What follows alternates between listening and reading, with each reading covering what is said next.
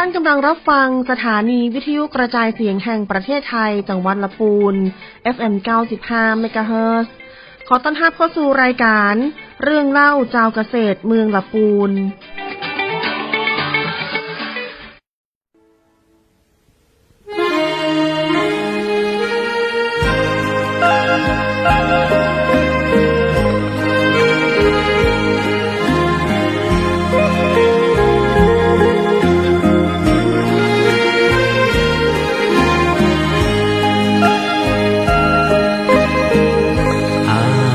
จะตายเพราะความคิดถึงน้องคิดหาแต่น้องคิดทอดแต่น้องคนละปูนความรักมันปักในสวงลึกหัวค่ำยามดึกยิ่งเพิ่มพูนคิดถึงละปูนทุกวันเวลาถึงตัวห่างไกลหัวใจบ่เหมือนมาคิดถึงป่าสางคิดถึงความหลังที่ศพพาเคยได้ไปแอวตัวกันสงกรานต์ปีใหม่ปีแล้วมาและยังสัญญาว่าบ่เปลี่ยนใจเวลานาทีที่อ้ายห่างน้องให้ทุกข์หม่นมองกลัวน้องเปลี่ยนไปหากสุดที่หักจริงจากใจอ้ายขอมาตายต่อหน้าตักน้ำอ้ายจึงบ่ลืมยังคิดถึงน้องหัวใจห้ามมองคิดถึงแต่น้องบ่จางกลัวน้องจะกลายนายแน่ระแวงใจเฝ้าแต่ครวญครางภาวะผวังคิดถึงละปูน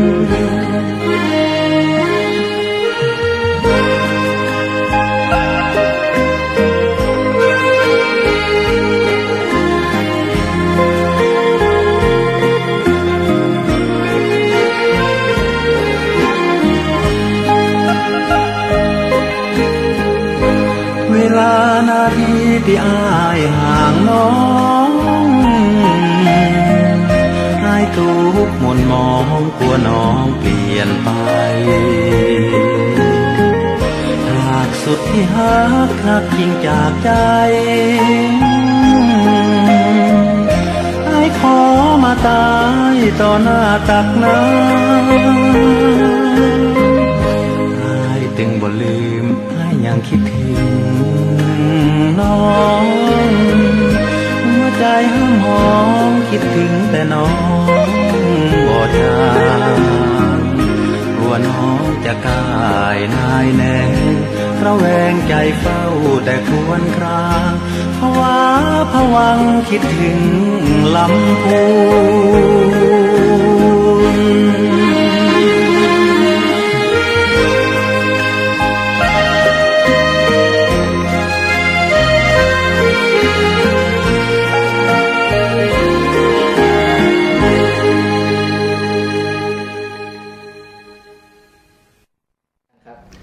ครับสวัสดีครับคุณผู้ชมคุณผู้ฟัง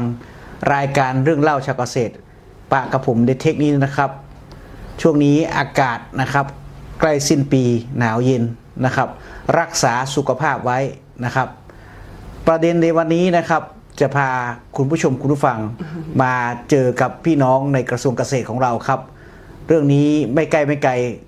เทคที่แล้วนะครับเคยพาไปในเรื่องของกรมพัฒนาที่ดินและวันดินโลกไปแล้ว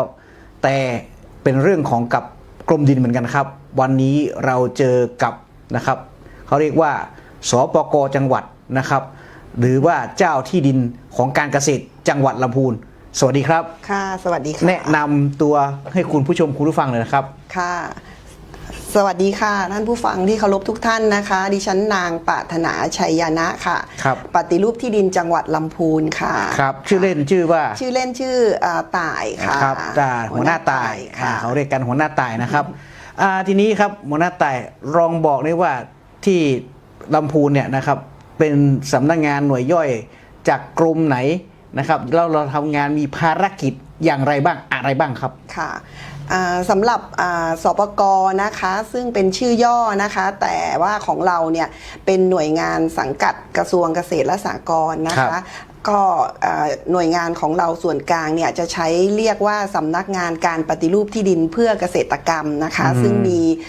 เลขาธิการสปก.นะคะท่านเศรษฐเกียรติกระจ่างวงเป็นเลขาธิการนะคะซึ่งตำแหน่งเลขาธิการก็เทียบเท่ากับอธิบดีกรมอื่นค่ะค่ะแล้วก็ในหน่วยย่อยของระดับจังหวัดเนี่ยก็จะมีสปก.จังหวัดอยู่72จังหวัดนะคะซึ่งเราก็จะเรียกตำแหน่งนี้ว่าปฏิรูปที่ดินจังหวัดค่ะครับอันนี้เป็นห้องว่าปทจปฏิรูปที่ดินจังหวัดค่ะทีนี้หลายๆคนเนี่ยเขาอยากจะรู้เรื่องละค่ะวันนี้เนี่ยนโยบายที่กำลังมาแรงเป็นประเด็นแล้วหลายคนสงสัยกันเหลือเกินนั่นคือโฉนดเพื่อการเกษตรกรรมโดยที่สมัยก่อนก็คือท่านรองนายกรัฐมนตรีว่าการกระทรวงเกษตรและสหกรณ์ร้อยเอกธรรมนัสพรหมเผ่านะครับให้นโยบายไว้และตอนนี้โฉนดเพื่อการเกษตรมันเป็นอย่างไรครับค่ะสำหรับนโยบายโฉนดเพื่อการเกษตรนะคะซึ่งเป็นนโยบายที่เกิดจากทางภาครัฐบาลนะคะได้แถลงนโยบายให้หน่วยงานที่มีการบริหารจัดการที่ดินของรัฐเนี่ยได้มีการลดความเหลื่อมล้ำและการเพิ่มมูลค่าของที่ดินนะคะซึ่งขณะนั้นเนี่ยท่านรัฐมนตรีช่วยว่าการกระทรวงเกษตรของเรานะคะก็ท่านธรรมนัสพรหมเผ่าเนี่ยก็มีนโยบายที่จะขับเคลื่อนแล้วก็เพิ่มมูลค่าที่ดินหนังสืออนุญาตให้เข้าทำประโยชน์สปก.4/01เนี่ยค่ะเป็นโฉนดเพื่อการเกษตรนะคะตามนโยบายของรัฐบาลนะคะค่ะสำหรับโฉนดเพื่อการเกษตรเนี่ยก็จะมีการดำเนินการในที่ดินของสปก.4/01ที่มีการครอบครองมาแล้วเป็นระยะเวลา5ปีนะคะซึ่งนับตั้งแต่ผู้ถือครองที่ดินคนแรกเลยนะคะหากมีการโอนมรดกหรือว่ามีการโอนสิทธิ์ให้กับทายาทก็นับตั้งแต่ผู้ถือครองคนแรกเลยนะคะพอครบ5ปีเนี่ยก็สามารถมาดำเนินการเปลี่ยนเป็นโฉนดเพื่อการเกษตรได้นะคะสำหรับโครงการนี้เนี่ยนโยบายมีเริ่มมาตั้งแต่ปี67-68นะคะซึ่งทางสปก.เนี่ยวางไว้ว่าให้2ปีเนี่ยให้แล้วเสร็จนะคะสำหรับปี69เนี่ยก็ยังมีการดำเนินการต่อนะคะซึ่งในพื้นที่ของลำพูนเราเนี่ยค่ะมีการดำเนินการในเรื่องโฉนดทั้งหมดเนี่ย 5,000 กว่าแปลงนะคะใน2ปีเนี่ยเราก็ดำเนินการไปแล้ว 4,000 กว่าแปลงค่ะก็ปี69เนี่ยเราก็มีตั้งแผนงานเพิ่มนิดหน่อยเพื่อให้ครบ 100% ค่ะครับความต่างมันระหว่างสปก.กับโฉนดเพื่อการเกษตรมันต่างกันยังไงครับค่ะซึ่งสปก.เรามองเรื่องการเพิ่มมูลค่าในที่ดินของรัฐนะคะเดิมเนี่ยสปก.เราเนี่ยจะมีการค้ำประกันกับหน่วยงานของภาครัฐได้ก็คือธกส.นะคะทีเนี้ยในการมองเรื่องนโยบายอื่นๆเนี่ยเราก็มองเรื่องการเพิ่มมูลค่าของที่ดินที่ให้เกษตรกรเราไปสู่แหล่งเงินทุนเนี่ยได้กว้างขวางขึ้นนะคะก็อาจจะมองในเรื่องของการอนาคตนะคะซึ่งทางกรมก็ได้มีการวางแนวทางแล้วก็ประสานงานไว้นะคะอาจจะเป็นเรื่องของการประกันผู้ต้องหาหรือว่าหน่วยงานธนาคารอื่นๆที่นอกเหนือจากธนาคารธกส.นะคะในส่วนของธกส.เองก็เป็นเรื่องของการเพิ่มมูลค่าของแหล่งเงินทุนที่เกษตรกรจะเข้าถึงจากเดิมที่ธกส.อาจจะมีข้อตกลงนะคะหรือว่าเรียกว่า MOU กับเราในการเข้าร่วมค้ำประกันระหว่างหนังสืออนุญาตให้ทำประโยชน์การหนังสืออนุญาตให้เข้าทำการเกษตรเนี่ยค่ะของสปก.4/01เนี่ยก็จะเพิ่มเป็นโฉนดเพื่อการเกษตรไปด้วยแล้วก็วงเงินที่ธกส.จะเพิ่มให้เราก็อาจจะจากเดิม60หรือ 70% ในราคาประเมินที่ธกส.มองนะคะก็ทางเรากับธกส.ก็พยายามจะอัพขึ้นให้ได้ถึง80-90 ซึ่งทำให้การเพิ่มมูลค่าของวงเงินตรงนี้ทำให้ไปเพิ่มแหล่งเงินทุนของเกษตรกรซึ่งผู้ด้อยโอกาสซึ่งอาจจะน้อยนิดแต่ว่าเขาสามารถมีเงินไปลงทุนเพื่อการเกษตรเพิ่มขึ้นค่ะผมมองอย่างนี้ว่าเมื่อก่อนเนี่ยมันเป็นสปก.ธรรมดาแปลงติดกันราคามันเท่ากันนะแต่พอเป็นโฉนดเพื่อการเกษตรผมมองอย่างนี้ได้ว่าถ้าแปลงข้างเดียวกันเนี่ยประโยชน์ในที่ดินเนี่ยผมปลูกนะสมมุติผมปลูกว่าปลูกต้นสักนะปลูกต้นสักแล้วมีบ่อน้ำเลี้ยงปลากับอีกแปลงหนึ่งเนี่ยไม่ทำอะไรเลยที่ของผมในเขตสปก.มันต้องแพงกว่าข้างเคียงถูกไหมฮะเป็นโฉนดหรือยังไงเอ่ยครับคือตรงนี้สปก.ก็วางนโยบายในเรื่องโฉนดต้นไม้ไว้ด้วยนะคะก็คือตัวนี้ก็มองอย่างที่ท่านผู้ดำเนินรายการกล่าวเนี่ยค่ะว่าอนาคตเนี่ยเราก็ส่งเสริมให้มีการ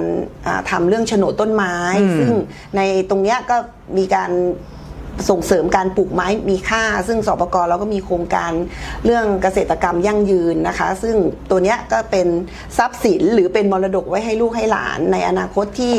เราสามารถได้มีข้อตกลงหรือ MOU กับหน่วยงานที่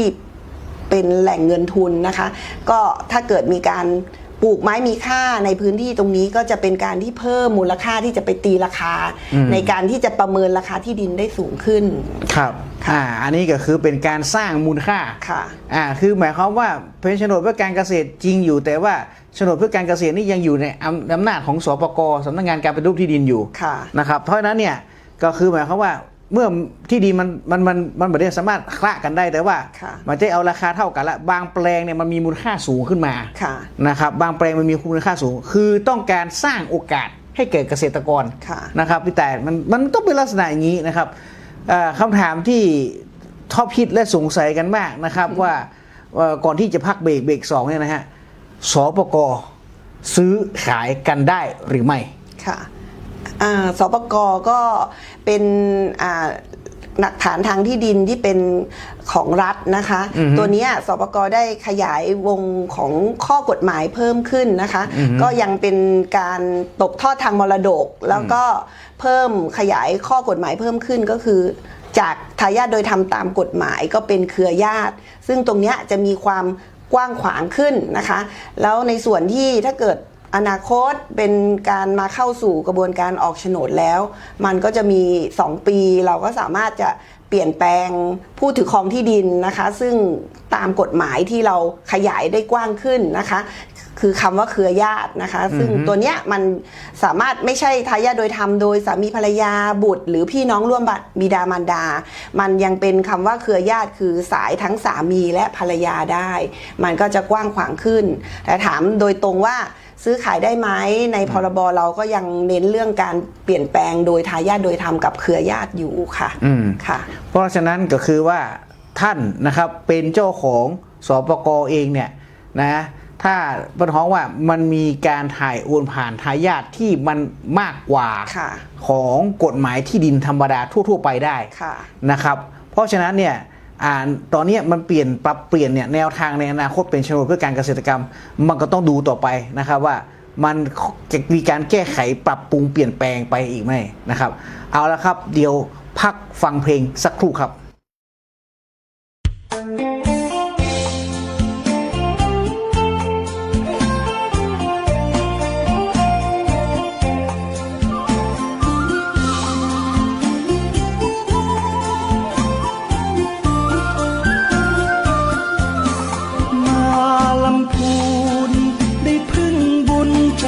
จามเทวีกราบองค์ทรงน้ำเจดีย์พึ่งบารมีท่านศรีวิชัยครูบา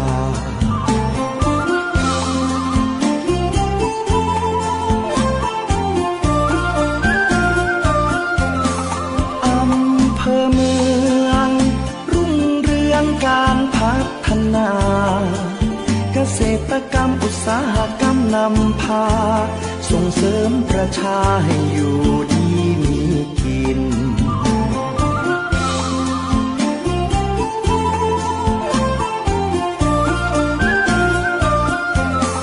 ชมป่าสา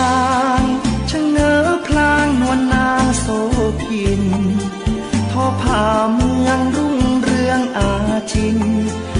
บฟ้าดินไม่ลืมป่าสร้าง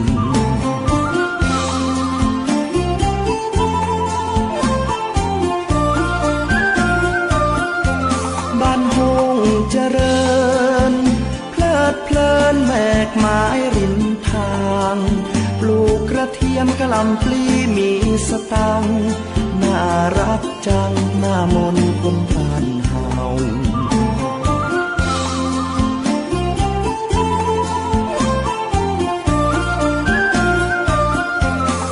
เยือนถิ่นนี้เขียวขจีท้องนาป่าเขาล่องแก่งก็ได้หยอกล้อสองเรากลางลำเนาชมธรรมชาติงาม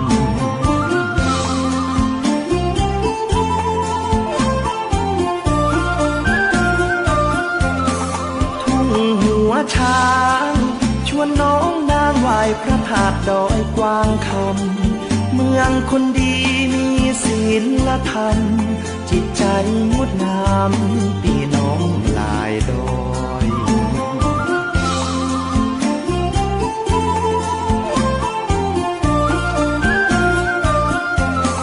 ถิ่นแม่ทาชาวประชาฝีมือเลิศลอยหัตถกรรมงดงามบ่อน้อยเตื้องสามปอยบนดอยขุนตาล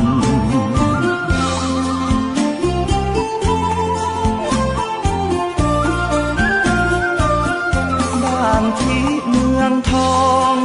คนลือคนยองนวลน้องผ่องพันงามอนงลอยกระทงสงกรานต์สืบทอดลูกหลานมานานหลายปี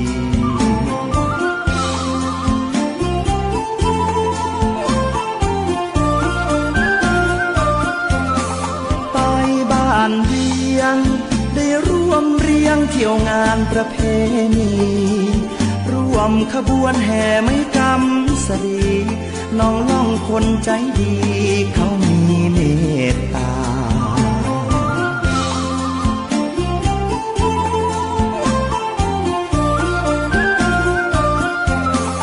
ภูมิแผ่นดิน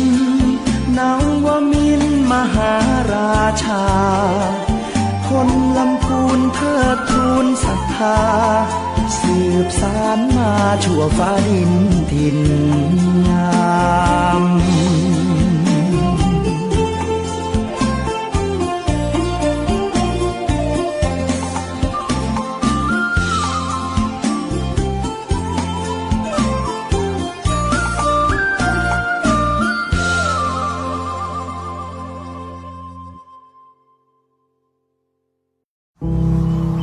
เกษตรกรผู้ยากจนคนค้าขายเป็นหนี้ไม่เกิน 2,500,000 บาทโดยนำที่ดินไปจำนองขายฝากหรือสัญญากู้เงินทั้งหนี้ในระบบที่มีคำพิพากษาและหนี้นอกระบบเราช่วยท่านได้ติดต่อขอยื่นกู้ที่สำนักงานเกษตรและสหกรณ์จังหวัดสำนักงานเกษตรอำเภอธกสทุกสาขาตามภูมิลำเนาโทร 02-280-7750 ดอกน้อยผ่อนนานสงวนที่ดินกองทุนหมุนเวียนเพื่อการกู้ยืมแก่เกษตรกรและผู้ยากจนสำนักงานปลัดกระทรวงเกษตรและสหกรณ์โอ้เป็นอย่างหน้ายังมาหน้ามองซอกตอกเฮ้ยก็จะบ่ฮื้อเครียดได้จะได้ละปีก็เรื่องหนี้เรื่องสินกวนใจหาตั้งออกก็บ่ได้นี่กะนี่หรอก็ยังบ่ลองไปปรึกษาสำนักงานกองทุนฟื้นฟูและพัฒนาเกษตรกรดูล่ะน้องได้ขึ้นทะเบียนเป็นสมาชิกกองทุนฟื้นฟูและพัฒนาเกษตรกรแล้วยังอย่างหูแหน่ละนี่ถ้าเป็นสมาชิกแล้วมีหนี้ในระบบเกี่ยวกับการเกษตรเขาสามารถยื่นขอขึ้นทะเบียนหนี้กับสำนักงานกองทุนฟื้นฟูและพัฒนาเกษตรกรสาขาละกุลเฮาได้เนอะเปิ้นจะคือคำปรึกษาหรือช่วยแก้ปัญหาหนี้สินของเกษตรกรตัวโอ้ยมีจะนี่ตัวกาถ้าเฮาบ่มีหนี้สินหรอเปิ้นจะมีอะไรอย่างมาส่งเสริมสนับสนุนเกษตรกรก่อมีเหมือนกันเฮาก็ไปสมัครเข้าองค์กรหรือจัดตั้งกลุ่มใหม่รวมกันบ่น้อยกว่า50คนก็ได้แล้วก็ไปขอรายละเอียดยื่นเสนอแผนและโครงการเพื่อฟื้นฟูและพัฒนาอาชีพของเฮาแต่บ้านเฮาก็รวมกลุ่มกันเป็นสมาชิกอยู่หลายคนแล้วนะโอ้แต่กะแล้วจะติดต่ออย่างใดนี่สำนักงานเปิ้นตั้งอยู่ที่ชั้น4ศูนย์ราชการจังหวัดละปุนหลังใหม่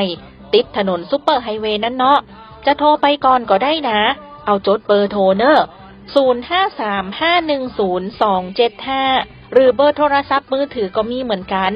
0800671057 โอ้ยขอบคุณหลายเนอะปีแต่นี่หมู่เฮาก็มีตังออกบ่ต้องเครียดแล้วเดี๋ยวผมจะฟังจวนจมูไปติดต่อพอเนอะปีเข้าใจไปเนอะ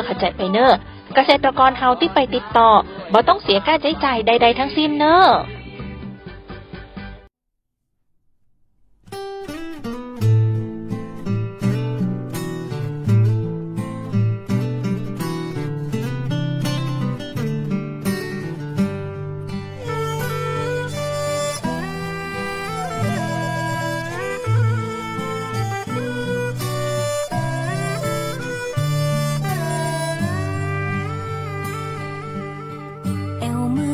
ปูนอิ่มบุญอุ่นฮัก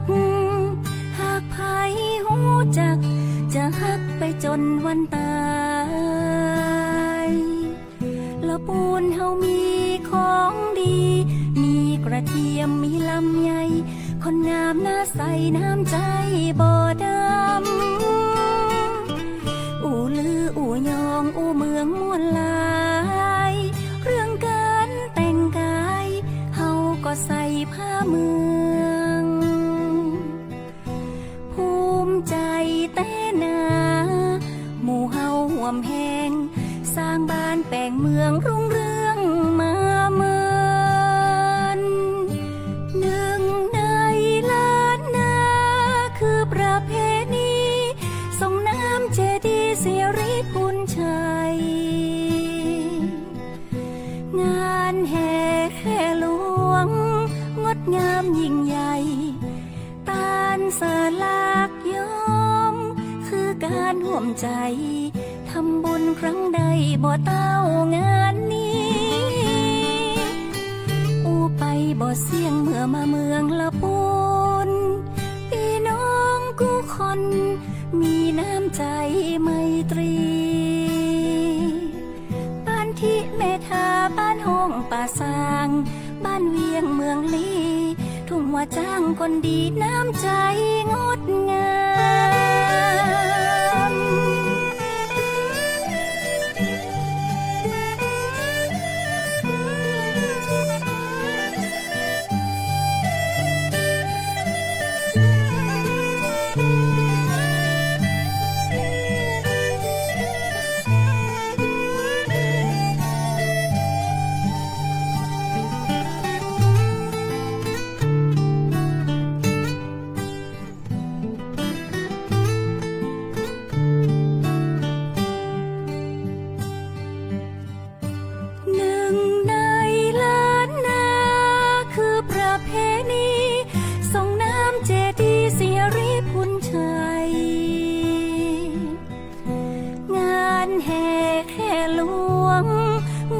มยิ่งใหญ่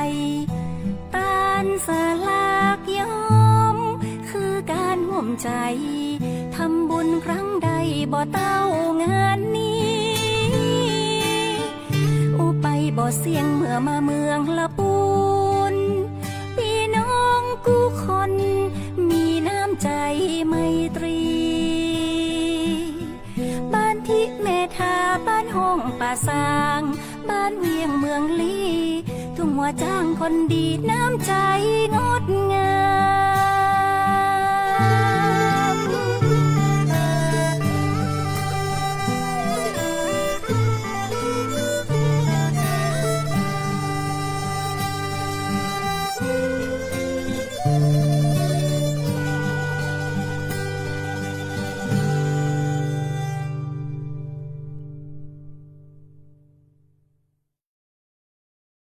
ครับ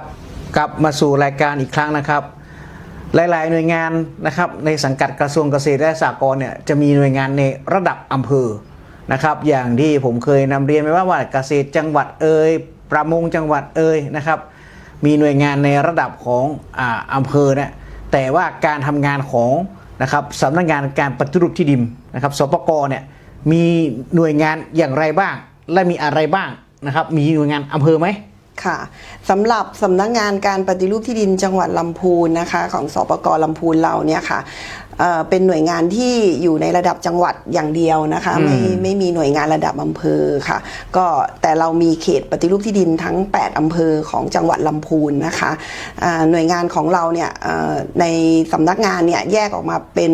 4กลุ่ม1ฝ่ายนะคะก็จะมีงานแม่ทัพหลักๆอยู่3ฝ่ายนะคะที่เป็นไม้แรกของเราก็คืองานสำรวจรังวัดก็คือกลุ่มงานช่างนะคะค่ะงานที่2ก็จะเป็นเรื่องของงานจัดที่ดินงานข้อพิพาทงานการขอใช้งานติดตามการทำประโยชน์งานตรวจสอบการถือครองนะคะตรงนี้ก็เป็นกลุ่มงานกฎหมายนะคะแล้วก็อีกกลุ่มหนึ่งก็คือเป็นกลุ่มงานยุทธศาสตร์และการปฏิรูปที่ดินนะคะซึ่งกลุ่มยุทธศาสตร์และการปฏิรูปที่ดินเนี่ยก็จะแยกเป็นส่วนของเรื่องแผนงานเป็นเรื่องของการเตรียมงานการโครงการนะคะแล้วก็เป็นงานส่งเสริมเกษตรกรนะคะอยู่ในตรงนี้นะคะใน3กลุ่มงานหลักเนี่ยถือเป็นหัวใจสำคัญเนาะค่ะเป็นแม่ทัพหลักของเราแล้วก็มี2กลุ่มงานที่สนับสนุนก็คืองานของธุรการก็คืองานบุคลากรทั่วไปนะคะแล้วก็งานของการเงินค่ะสำนักงานเราก็จะมี4กลุ่มกับ1ฝ่ายนะคะแต่ว่าก็นะคะไม่มีหน่วยงานอยู่ในพื้นที่ระดับอำเภอค่ะอ๋อครับ อันนี้เนี่ยก็คือหมายความว่ามีที่จังหวัดอย่างเดียวมีจังหวัดอย่างเดียวค่ะครับเพราะฉะนั้นการติดต่อเนี่ยมาติดต่อได้ที่สำนักงานปฏิรูปที่ดินจังหวัดลำพูนซึ่งอยู่ใกล้ๆบ้านพักท่านรองผู้ว่านี่นะครับฝั่งตรงกันข้ามกับวัดหลวงของเรานะครับอันนี้ก็คือถามว่างานพวกนี้มันคล้ายๆของสำนักงานที่ดินจังหวัดเลยเนาะมีทั้งช่างรังวัดนะมีทั้งฝ่ายกฎหมายนะครับอันนี้เหมือนกันแต่สิ่งที่แตกต่างของเราก็คืองานยุทธศาสตร์ก็คือการพัฒนาคนในพื้นที่หรือเปล่าคะการงานพวกนี้ใช่ค่ะหน่วยงานของเราเป็นหน่วยงานที่บริหารจัดการที่ดินของรัฐนะคะการที่จะให้ที่ดินของรัฐเราอยู่ได้อย่างยั่งยืนเกษตรกรมีศักยภาพมีความสุขในผืนดินของสปก.เนี่ยเราก็จำเป็นที่จะต้องพัฒนาพื้นที่พัฒนาคุณภาพชีวิตของเกษตรกรเพื่อให้เขาอยู่ได้ในที่ดินไม่ละทิ้งที่ดินนะคะนี่เป็นเจตนารมณ์ของกฎหมายของสปก.เราค่ะเราก็นอกจากจะจัดที่ดินให้แล้วเราก็ไม่ละทิ้งเกษตรกรมีโครงการต่างๆที่ส่งเสริมเกษตรกรในเขตปฏิรูปที่ดินของเราหลากหลายโครงการค่ะครับค่ะสิ่งที่สำคัญที่สุดคุณผู้ชมคุณผู้ฟังอาจจะไม่รู้ไม่ทราบนั่นคืองานโครงการพระราชดำริที่แม่อาวแล้วพี่ขอหัวหน้าต่ายเล่าให้ฟังนะครับเรื่องแม่อาวนี่เป็นยังไงบ้างค่ะสำหรับโครงการลุ่มน้ำแม่อาวอันเนื่องมาจากพระราชดำรินะคะก็เริ่มต้นเนื่องจากว่าพระองค์ท่านในหลวงรัชกาลที่9เนาะท่านได้เสด็จมาที่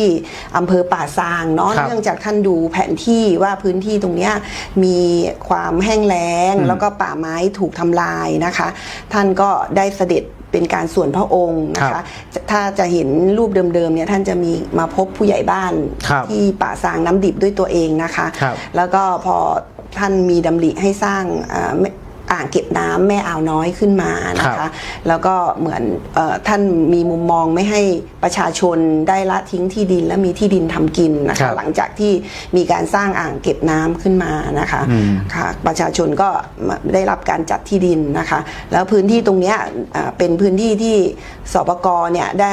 ได้รับมาดำเนินการอยู่ส่วนหนึ่งประมาณ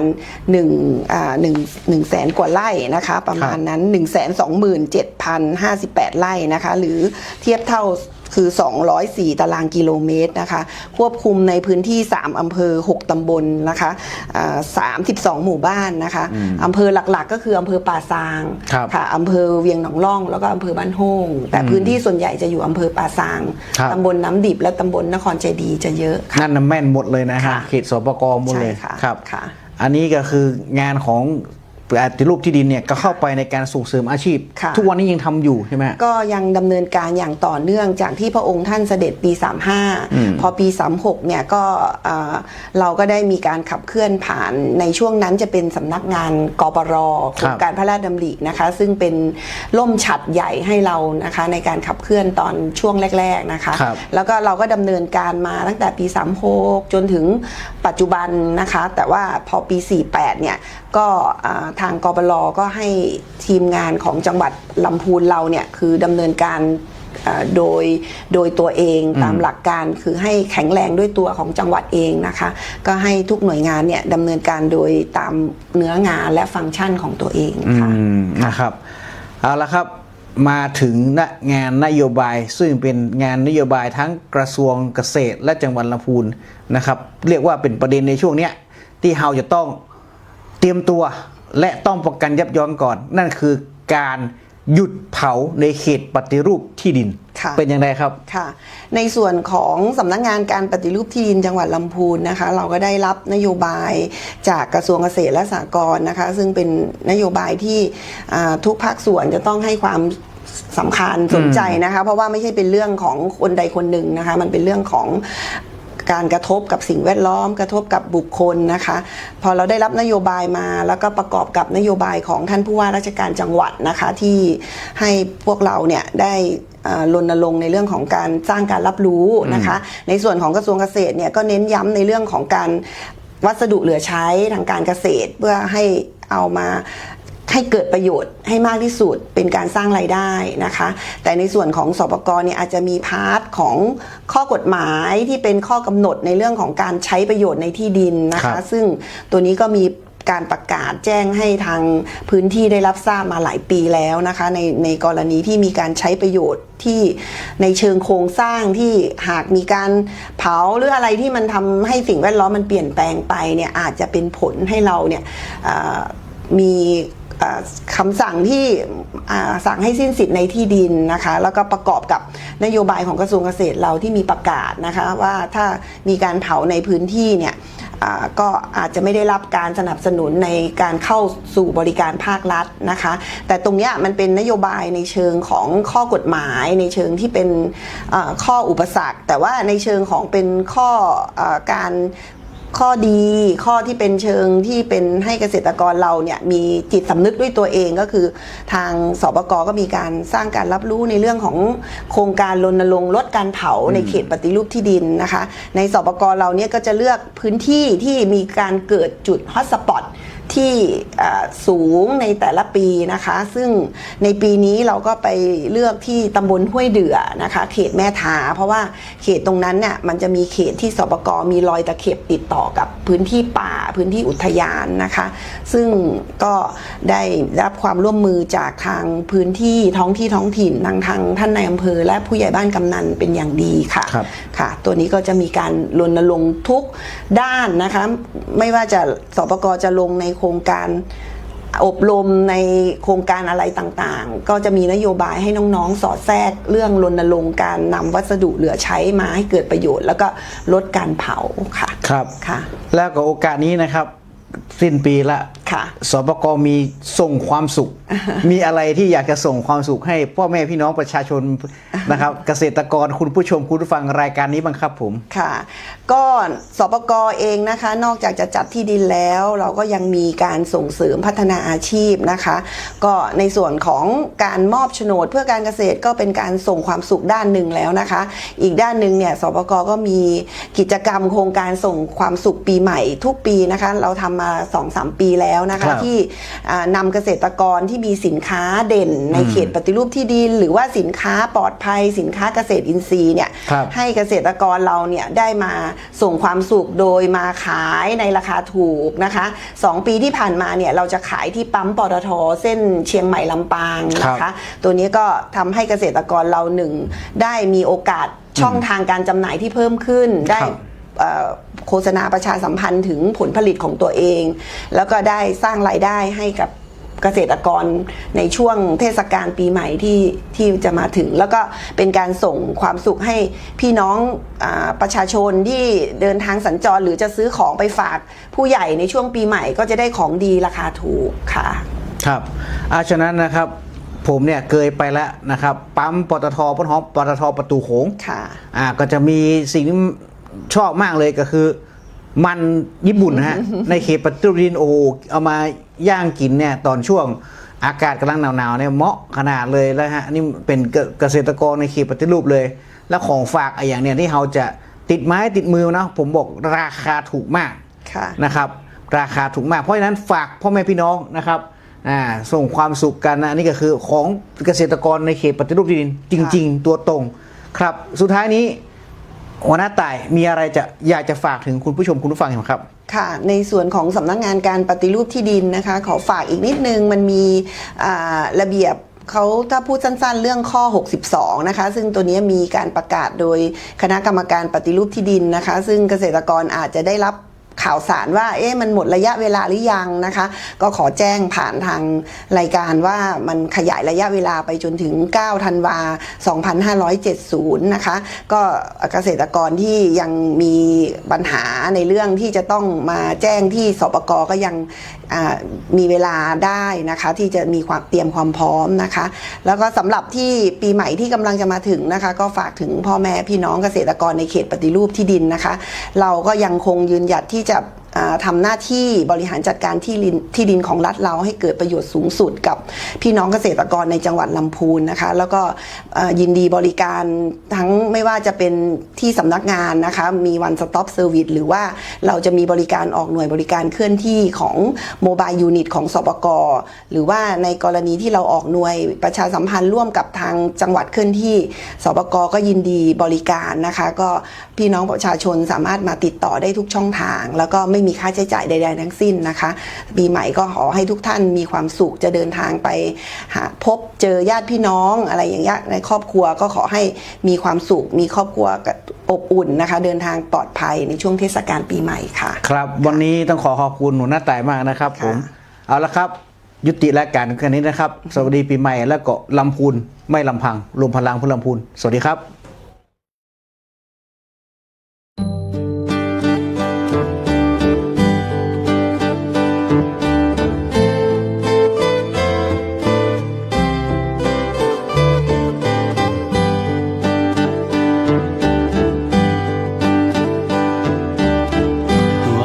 คนนี้เป็นบ่าวละปู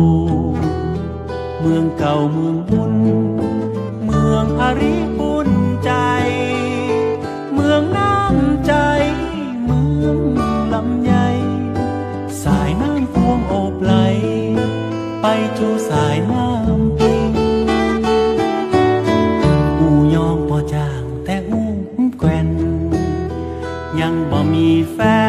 นมาควงแขนแอบอิงจะเงียดจะได้วายไปลงหักน้องยิงสาวลุ่มหน้าแม่ปิงแม่ยิงสาวเวียงเจียงใหม่ทันใจอายคนนี้ที่มีหักแต่บ่เคยพันแปรไปหักสาวคนใดหักแต่น้องพอจองเป็นเจ้าของใจบ่าวเมืองลำไยอยากให้เกียรติผู้คนดีบ่ใจผู้แซวแอวม่วนบ่ได้บ่เคยใจง่ายคือทายนายนี้ลูกเจ้าแม่จางมาเตวีคนนี้ขอถามน้องนางสักทีอายปอจะมีสิทธิ์ไหม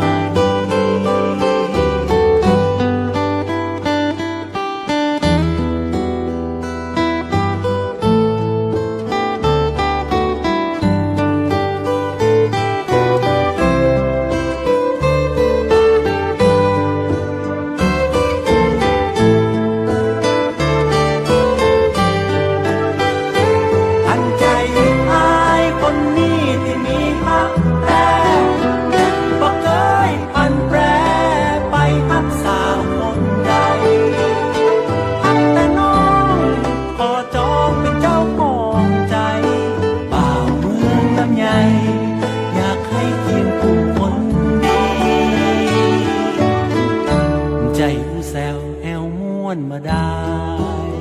ใจคนใจง่ายคือทายนายนี้ลูกเจ้าแม่จางมาเตวีคนนี้ขอถามน้องนางสักทีอายปอจะมีสิทธิ์ไหมลูกเจ้าแม่จางมาเตวีคนนี้ขอถามน้องนางสักทีอายปอ ก็หา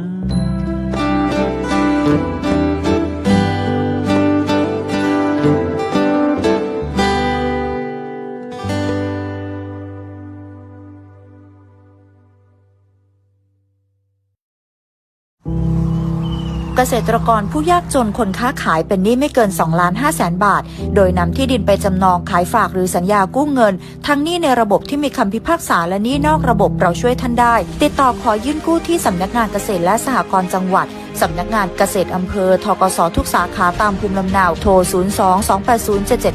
02-280-7750 ดอกน้อยผ่อนนานสงวนที่ดินกองทุนหมุนเวียนเพื่อการกู้ยืมแก่เกษตรกรและผู้ยากจน สำนักงานปลัดกระทรวงเกษตรและสหกรณ์ สำนักงานกองทุนฟื้นฟูและพัฒนาเกษตรกรหนึ่งในองค์กรสนับสนุนความมั่นคงทางด้านอาชีพเกษตรกรรมเน้นการมีส่วนร่วมแก้ไขปัญหาภายใต้วัตถุประสงค์ดูแลฟื้นฟูอาชีพและจัดการปัญหาหนี้สินเกษตรกร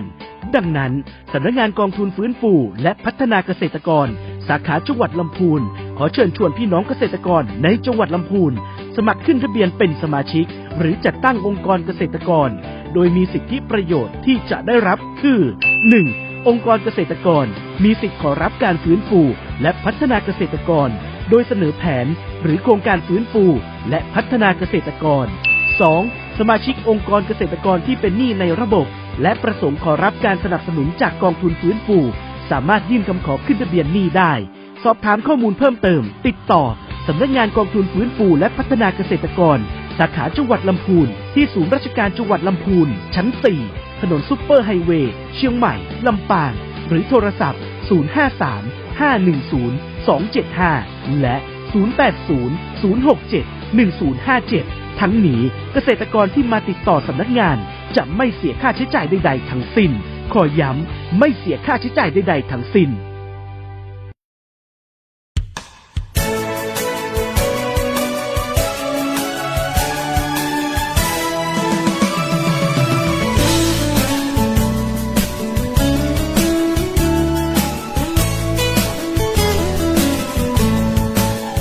นครลำพูน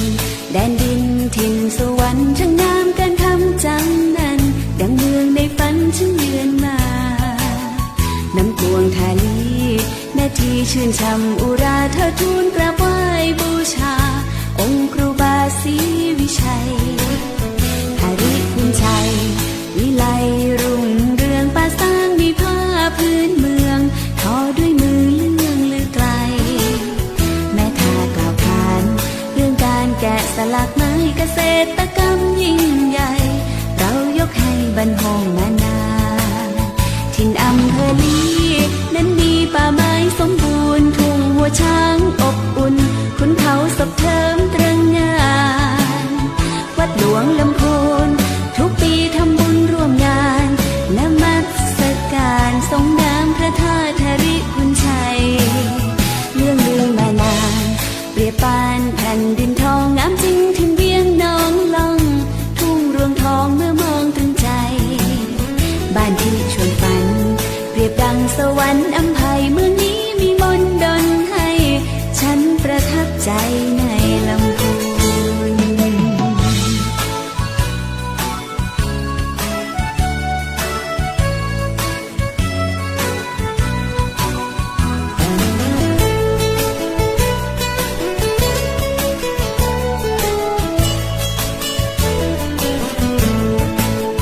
ถิ่นอำเภอลีนั้นมีป่าไม้สมบูรณ์ทุ่งหัวช้างอบอุ่นขุนเขาสบเทิมตรึงงานวัดหลวงลำพูนทุกปีทำบุญร่วมงานนมัสการทรงน้ำพระธาตุธริพุนชัยเรื่องลือมานานเปรียบปานแผ่นดินทองงามจริงถิ่นเวียงน้องล่องทุ่งรวงทองเมื่อมองตรึงใจบ้านที่ชวนฝันเปรียบดังสวรรค์อำไพเมืองนี้มีมนต์ดลให้ฉันประทับใจในลำพูน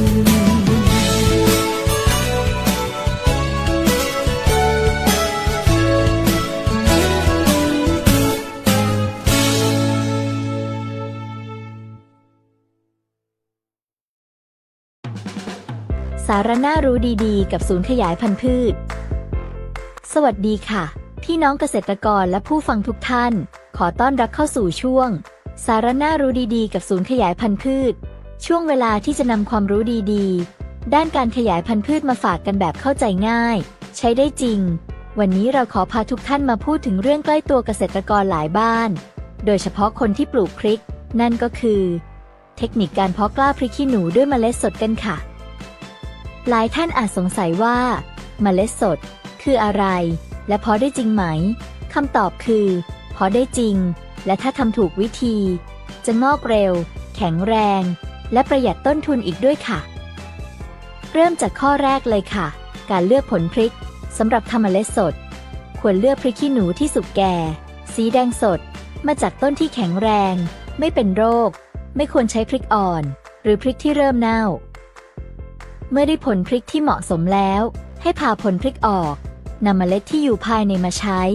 โดยไม่ต้องตากแห้งนี่แหละค่ะที่เรียกว่าเมล็ดสดขั้นตอนต่อไปคือการเพาะ 1. เตรียมวัสดุเพาะเช่นดินร่วนผสมแกลบดำหรือดินเพาะกล้าสำเร็จรูป 2. ใส่วัสดุเพาะลงในถาดเพาะหรือถุงดำเล็ก 3. วางเมล็ดสดลงไปหลุมละ 1-2 เมล็ด 4. กลบด้วยดินบางๆแล้วรดน้ำให้ชุ่มแต่ไม่แฉะจากนั้นวางถาดเพาะไว้ในที่ร่มโปร่งอากาศถ่ายเทดีประมาณ 5-7 วันเมล็ดจะเริ่มงอกและใช้เวลาประมาณ 20-25 วันก็จะได้กล้าพริกที่พร้อมย้ายปลูกแล้วค่ะข้อดีของการใช้เมล็ดสดหลายคนอาจคิดว่า